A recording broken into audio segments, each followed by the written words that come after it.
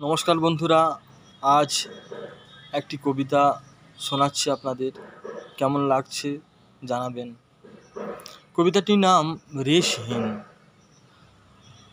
আজি মৌন নীরব কেন, শব্দহীনতার মাঝে তুমি আছো। বক্ষ মাঝে ধরেছি আজি রক্ষ তব করি প্রিয়ে। শুভ নাম লয়ে চলা শুরু রতন খুঁজিবার আশায়।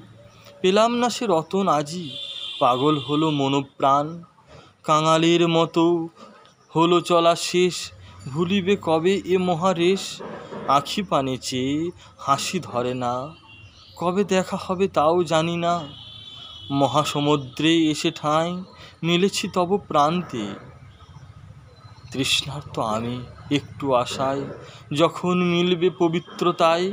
প্রিয়ে পড়ে না মনে সেই হৃদয়ের আর্তনাদ। কবে এসেছিলে ভুলে গেছি আজ, হাত ধরে তব করি নিবেদন। অভিমানিনী ভোলো সব কথা, যাবে তুমি পরমাবতী সেই নীল আকাশ পানে। দূর সুদূর থেকে মহাশূন্যে হারিয়েছি আমি, যাবে এসো মোর সাথে। নমস্কার।